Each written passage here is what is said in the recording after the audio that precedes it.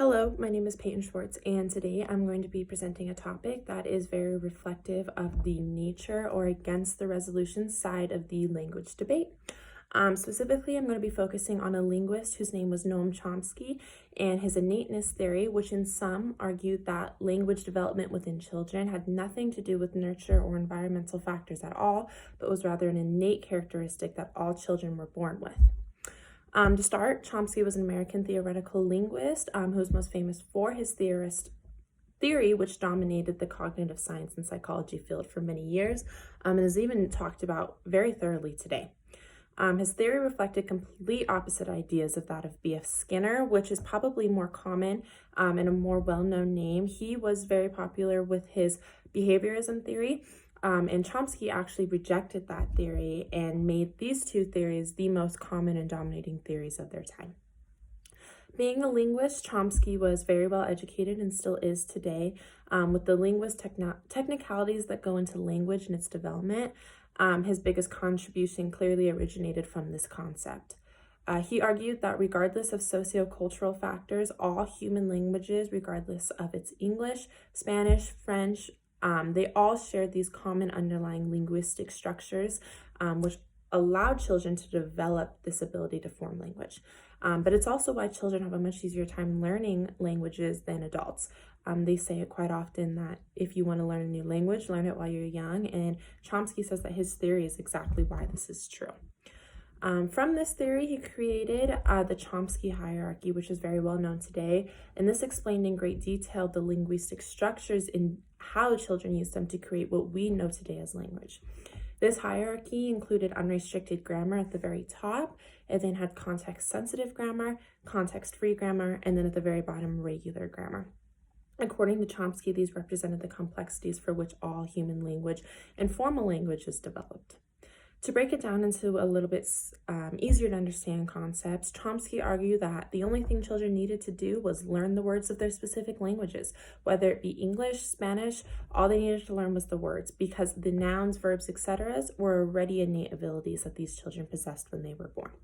These categories that I mentioned above were all representative of grammatical information needed to combine these categories.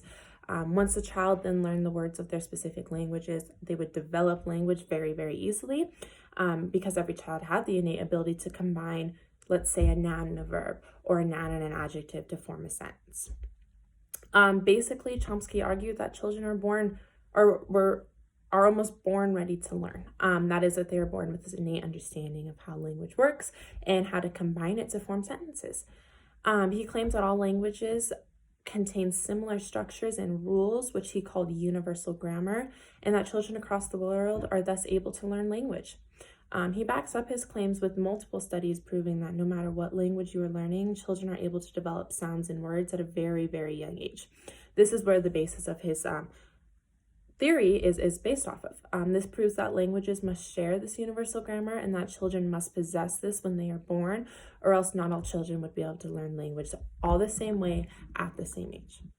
So I'm going to give you a quick example that kind of just sums up what I'm saying, because I know it's kind of confusing. For example, an American child and learning English and a Spanish child learning Spanish both learn their respective languages at the very same time in the very same way. How would this be possible if nurture or environmental factors played a role? Because clearly the culture in Mexico is very different than the culture in the United States.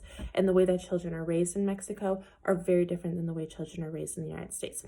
So how would it be possible that people who are learning English in America learning it the same way as children learning Spanish in Mexico?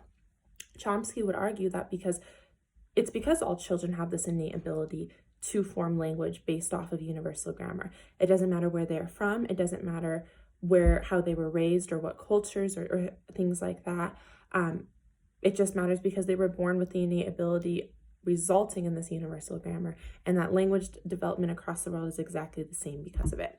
And pretty much that example is proving that clearly we would learn things differently in different countries, different languages, if we didn't have this innate ability to begin with.